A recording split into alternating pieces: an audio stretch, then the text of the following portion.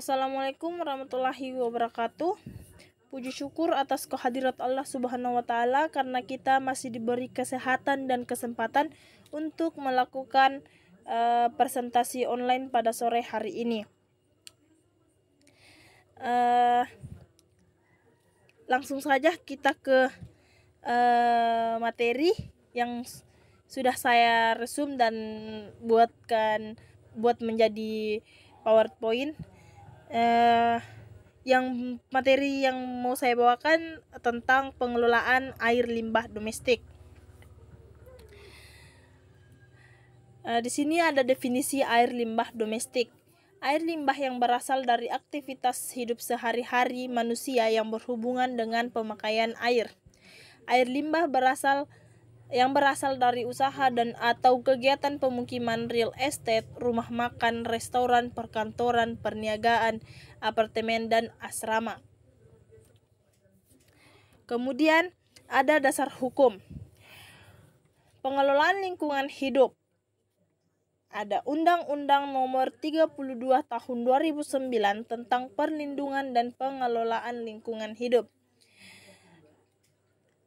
Yang kedua, ada pasal 20 ayat 3 yang berisi tentang setiap orang diperbolehkan membuang limbah ke media lingkungan hidup dengan persyaratan: 1. Memenuhi baku mutu lingkungan hidup dan mendapat izin. Selanjutnya ke pengendalian pencemaran air. Di sini ada 4 Permen LH. Yang 1 PP nomor 82 tahun 2001 tentang pengelolaan kualitas air dan pengendalian pencemaran air. Yang kedua, ada Permen LH nomor 01 tahun 2010 tentang tata laksana pengendalian pencemaran air. Yang ketiga, ada Permen LH nomor 5 tahun 2014 tentang baku mutu air limbah. Yang terakhir, ada Permen LHK nomor 68 tahun 2016 tentang baku mutu air limbah domestik. Selanjutnya ada cara pengelolaan air limbah domestik dalam pasal 3 ayat 2. Di sini pengelolaan air limbah domestik mempunyai 2 cara. Cara pertama yaitu cara tersendiri, tanpa menggabungkan air limbah domestik dengan air limbah dari kegiatan lain. Yang kedua, ada cara terintegrasi, menggabungkan air limbah domestik dengan air limbah dari kegiatan lainnya ke dalam satu sistem pengelolaan limbah terpadu. Selanjutnya, ada baku mutu air limbah pengelolaan tersendiri. Di sini ada tabel yang berisikan parameter, satuan, dan kadar maksimum. Di tabel ini termasuk dalam rumah susun, penginapan, asrama, pelayanan kesehatan, lembaga perniagaan, pasar, rumah makan, balai pertemuan, arena rekreasi, permukiman, industri, IPAL kawasan, IPAL permukiman, IPAL perkotaan, pelabuhan, bandara, stasiun kereta api, terminal, dan lembaga permasyarakatan. Selanjutnya ada perhitungan baku mutu air limbah domestik terintegrasi. Debit air limbah paling tinggi. Jumlah debit paling tinggi air limbah domestik senyatanya bila ada atau berdasarkan perkiraan dari masing-masing kegiatan dan air limbah dari kegiatan lainnya seperti persamaan berikut. Qmax sama dengan Qi ditambah Qm. Qmax adalah debit air limbah paling tinggi dalam satuan M pangkat 3 per waktu.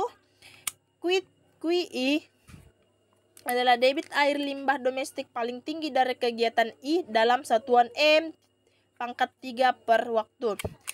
Yang terakhir, Qm adalah debit air limbah paling tinggi dari kegiatan M dalam satuan M pangkat 3 per waktu. Kemudian ada perhitungan baku mutu air limbah domestik terintegrasi.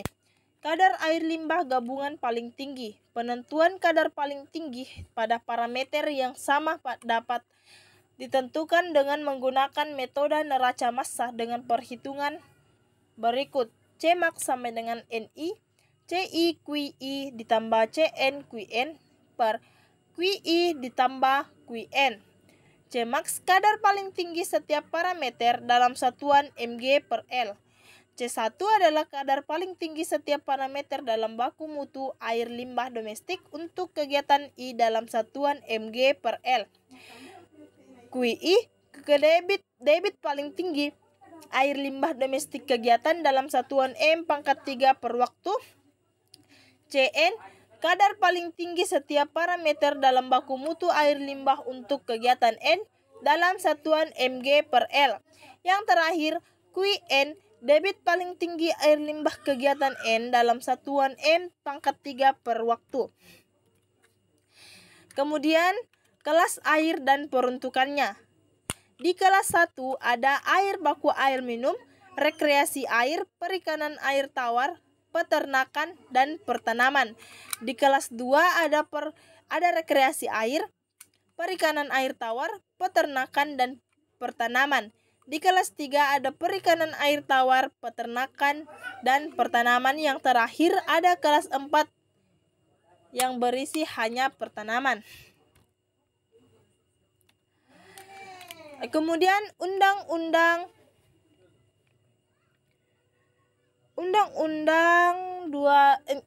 Nomor 32 Tahun 2009 Perlindungan dan Pengelolaan Lingkungan Hidup.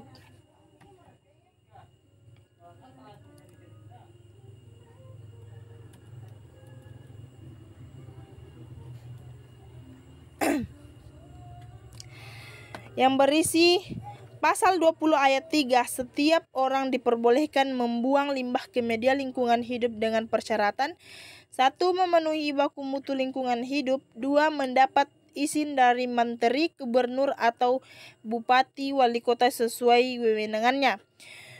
Yang kedua, Pasal 69 ayat 2, setiap orang dilarang melakukan perbuatan yang mengakibatkan pencemaran dan atau perusakan lingkungan hidup. Selanjutnya, PP 83 tahun 2001 pengelolaan kualitas air dan pengendalian pencemaran air. Dalam pasal 37, setiap penanggung jawab usaha dan atau kegiatan yang membuang air limbah ke air atau sumber air wajib mencegah dan menanggulangi terjadinya pencemaran air. Dalam pasal 40 ayat 1, setiap usaha dan atau kegiatan yang membuang air limbah ke air atau sumber air wajib mendapat izin tertulis dari bupati atau wali kota.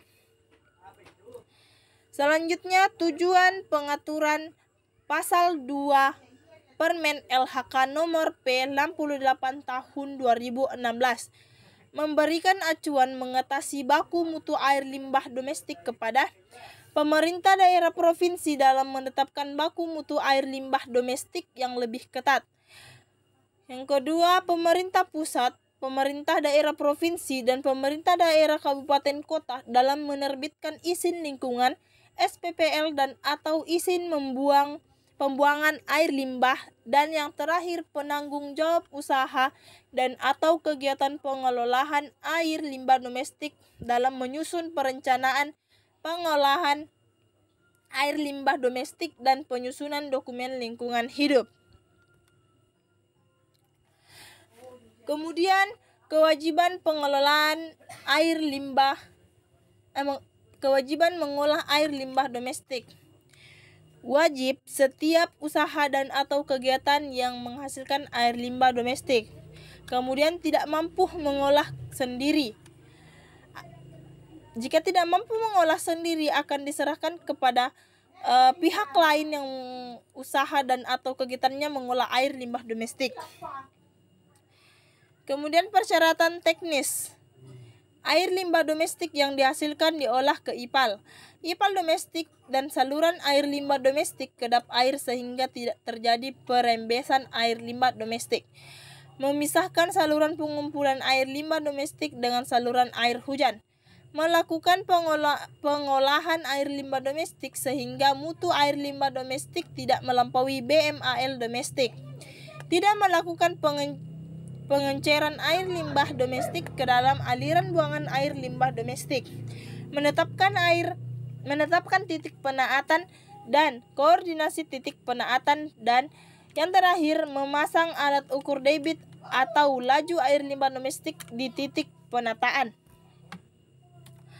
Kemudian pengelolaan air limbah domestik dalam skala rumah tangga. Pemerintahan pusat dan atau pemerintah daerah menyediakan dan mengelola sarana dan prasarana pengolahan air limbah domestik, dapat melalui kerjasama dengan badan usaha memiliki izin lingkungan atau SPPL, izin pembuangan air limbah. Kemudian pemantauan dan pelaporan. Pemantauan kualitas air limbah domestik dilakukan paling sedikit 1 kali dalam 1 bulan. Pelaporan secara berskala paling sedikit 1 kali dalam 3 bulan kepada bupati atau wali kota dengan tembusan gubernur, menteri, dan instansi terkait sesuai dengan ketentuan peraturan PUU. Kemudian pencabutan keputusan dan peraturan Menteri LH. Keputusan Menteri LH nomor 112 tahun 2003 tentang baku mutu air limbah domestik.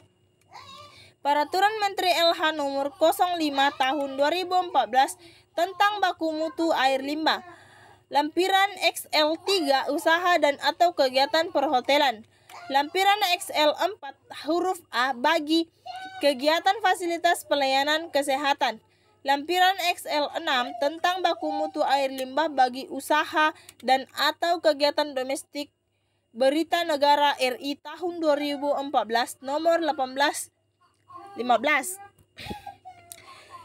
Sekian dari presentasi saya. Mohon maaf jika ada salah kata dari saya tadi selama membawakan materi. Mohon maaf jika ada. Itu saja hasil resume saya. Saya akhiri dengan ucapan terima kasih. Billahi fisabilillah fastabiqul khairat. Wassalamualaikum warahmatullahi wabarakatuh.